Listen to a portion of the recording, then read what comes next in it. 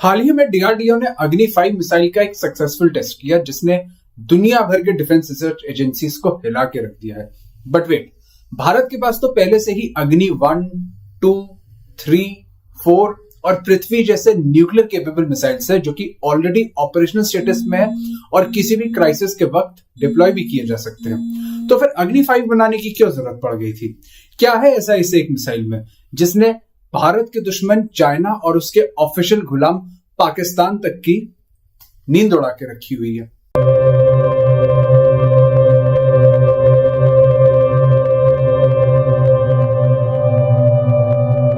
Hello viewers, मैं हूं अपूर्व और आप सबका स्वागत है मेरे चैनल अपूर्व फैक्ट एग्जैक्ट पे। आप व्यूअर्स में से जो भी मेरे चैनल पे नए हैं, प्लीज मेरे चैनल को सब्सक्राइब करिएगा, बेल आइकन को दबाना बिल्कुल भी मत भूलिएगा ताकि कोई भी नोटिफिकेशन आप बिल्कुल भी ना मिस कर पाए।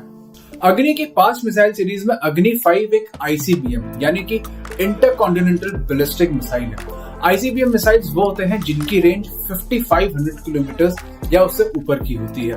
वैसे तो अग्नि की जितनी मिसाइल सीरीज है वो सब पाकिस्तान में तो कहीं भी टारगेट कर सकते हैं। फॉर एग्जाम्पल अग्नि 3 जैसे स्पेशली पाकिस्तान के अगेंस्ट डिजाइन किया गया था। लेकिन बात अगर चाइना की करूं तो चीजें थोड़ी सी डिफरेंट है। चाइना के पास डोंगफेंग मिसाइल सीरीज है जिनकी रेंज 10,000 to 12,000 किलोमीटर है जो कि भारत में कहीं भी टारगेट कर सकते हैं।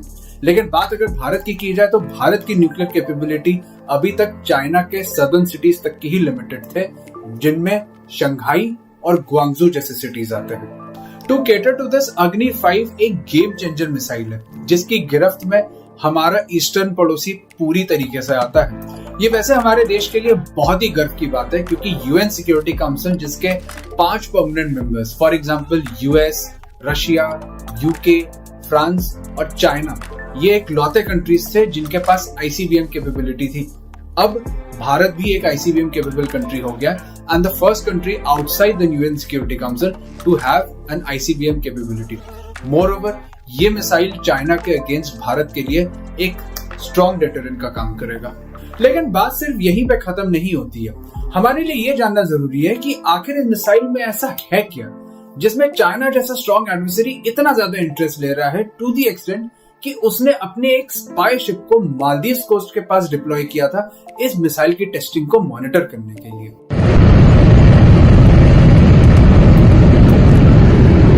अग्नि 5 एक हाईली फ्लेक्सिबल और एक ड्यूरेबल मिसाइल सिस्टम है क्योंकि ये और मिसाइल सिस्टम्स के कंपैरिजन में एक कैनिस्टर बेस्ड मिसाइल सिस्टम है।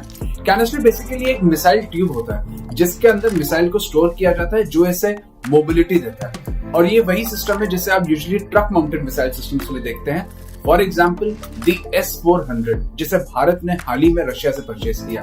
S-400 मिसाइल सिस्टम के बारे में अगर आपको कोई जानकारी चाहिए हो देन प्लीज आई बटन पर क्लिक करके आप मेरा वो वीडियो देख सकते हैं। एक कन्वेंशनल बैलिस्टिक मिसाइल सिस्टम के लिए मिसाइल साइलो जैसे लॉन्च साइट को डिजाइन एंड डेवलप करना पड़ता है जो कि एक कॉस्टली मेथड भी है, बल्कि इसे नॉन मोबाइल में बनाता है।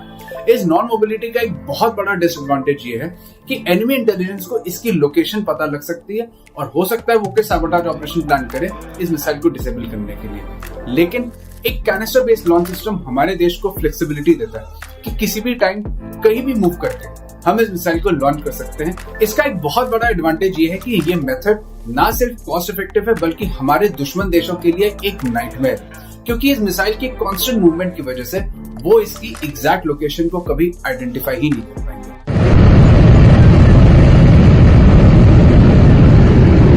अग्नि 5 के नेविगेशन सिस्टम की बात की जाए तो इसमें एक इनर्शियल नेविगेशन सिस्टम है। Now what is this exactly? Well, अगर मैं आप सबको इसे टेक्निकली एक्सप्लेन करूंगा देन आप सब कंफ्यूज हो जाएंगे क्योंकि मेरे लिए भी इसको समझना आसान काम नहीं था। बट मैं लेमन लैंग्वेज में समझाऊं तो ये एक ऐसा नेविगेशन सिस्टम है जो कि इंडिपेंडेंटली काम करता है। एक एग्जांपल के तौर पे आप ले लीजिए, आप गूगल मैप्स पे किसी को अपने लोकेशन सेंड करते हैं या गूगल मैप्स पे आप एक लोकेशन सेट करते हैं and Google maps navigation system के जरिए आपको डायरेक्शन देता है कि किस तरीके से कैसे उस लोकेशन पे पहुंचा जाए। And all this happens with the help of satellites जो कि अपने रेडियो वेव्स के जरिए हमारे फोन्स के रेडियो वेव से कम्युनिकेट करते हैं। लेकिन ये इनर्शियल नेविगेशन सिस्टम सैटेलाइट्स पे मिसाइल की यही डिपेंडेंसी को कंप्लीटली नलिफाई कर देता है। मिसाइल के ऑनबोर्ड कंप्यूटर को लॉन्च से पहले कोऑर्डिनेट्स फीड किए जाते हैं और यही कंप्यूटर इनर्शियल नेविगेशन के जरिए मिसाइल को टारगेट की तरफ डायरेक्ट करता है without the need of any satellites और रेडियो वेव कम्युनिकेशन। इसका एक बिग एडवांटेज ये होता है कि अगर एनिमी ने हमारे देश के मिलिट्री इंस्टॉलेशंस पे अटैक कर दिया या हमारे रेडार स्टेशन को डिस्ट्रॉय कर दिया, हमारे मिलिट्री के लाइन ऑफ कम्युनिकेशन को तोड़ दिया, तब भी इस मिसाइल को लॉन्च करने की कैपेबिलिटी हमारे पास है।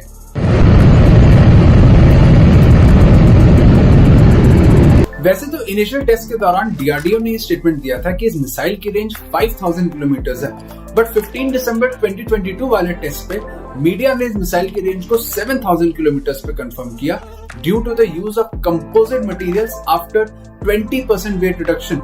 लेकिन इस इमेज को देख के आप खुद अंदाजा लगा सकते हैं that even with 5500 kilometre range ये मिसाइल चाइना के किसी भी पार्ट को टारगेट कर सकता है, but now with 7000 kilometre range ये मिसाइल अब यूरोप के भी कुछ पार्ट्स को टारगेट कर सकता है। लेकिन इन मिसाइल्स की एक्चुअल रेंज को क्लासिफाइड रखा जाता है due to diplomatic and national security reason. वैसे तो चाइना ने इस मिसाइल की रेंज को सिंस बिगिनिंग 8000 किलोमीटर या उससे ऊपर पे ही क्लेम किया है, बट हमारे लिए ऑफिशियल रिकॉर्ड तो यही कहता है दैट इस मिसाइल की रेंज 7000 किलोमीटर ही है। अब इसकी एक्चुअल रेंज क्या है ये तो खाली दोवाल साहब ही बता सकते हैं।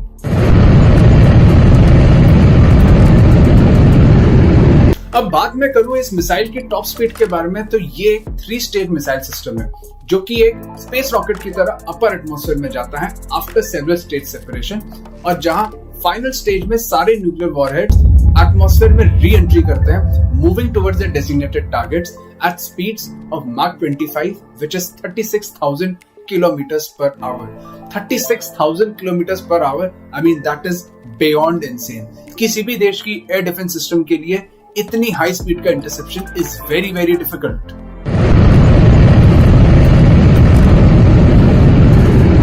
लास्टली आते हैं अग्नि 5 की सबसे बड़ी खूबी विच इज MIRV, जिसको इलैबोरेट करूं तो इसका मतलब होता है multiple independent re entry vehicle, which means अग्नि 5 मल्टीपल न्यूक्लियर वॉरहेड्स को कैरी कर सकता है with each warhead aimed at specific target. इसे आम भाषा में समझाऊं तो अग्नि 5 एक साथ कई सारी जगहों पे न्यूक्लियर डिस्ट्रक्शन कर सकता है।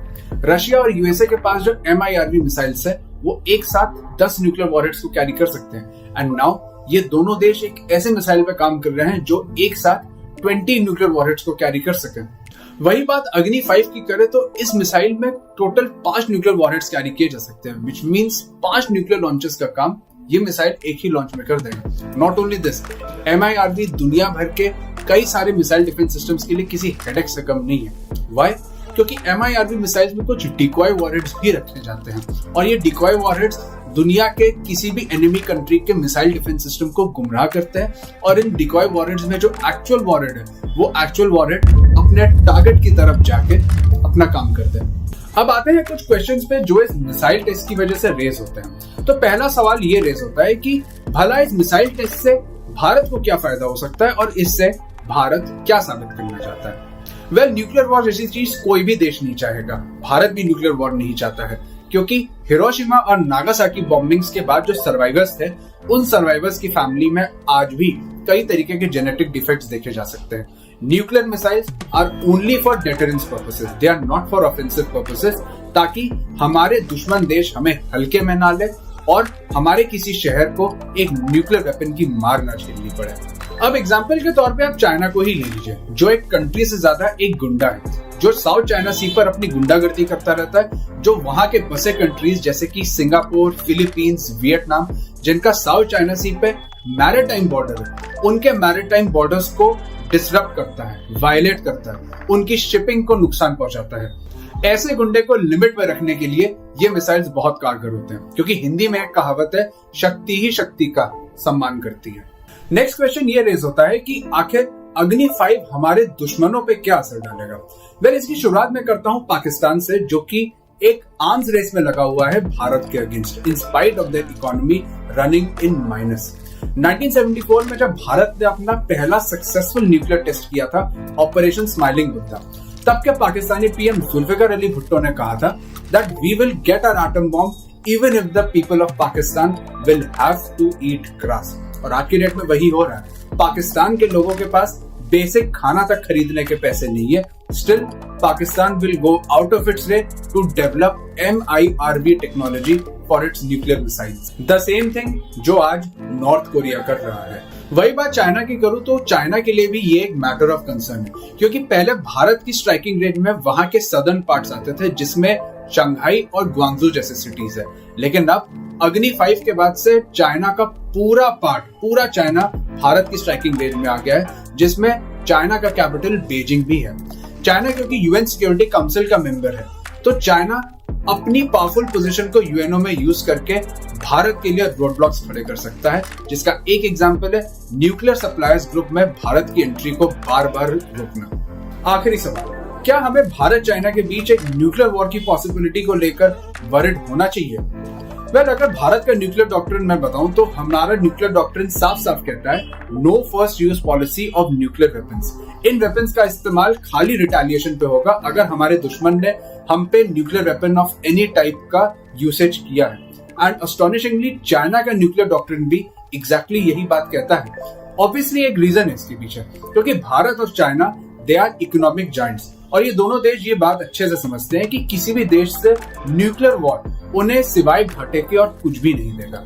द सेम थिंग जो पाकिस्तान के बारे में नहीं कही जा सकती, जो एक इररिस्पॉन्सिबल न्यूक्लियर पावर की तरह बिहेव करता है, जिसकी डॉक्ट्रिन साफ कहती है कि first use policy of nuclear weapons, और भारत को बार न्यूक्लियर वॉर की धमकी देता रहता है। सो मेरा कंक्लूजन ये है कि भारत और चाइना के बीच एक nuclear war is highly unlikely because of their nuclear doctrines being exactly the same.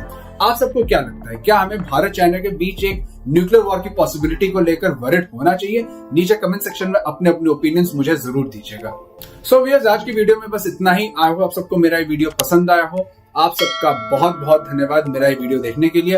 आपके ओपिनियंस क्या है इस वीडियो के बारे में कमेंट सेक्शन में मुझे जरूर बताइएगा। और जाने से पहले वीडियो को ज्यादा शेयर करिए, चैनल को सब्सक्राइब कर बेल आइकन दबाइए और कोई भी नोटिफिकेशन को प्लीज मत मिस करिएगा। Stay tuned for my next video and जय हिंद आप सभी को।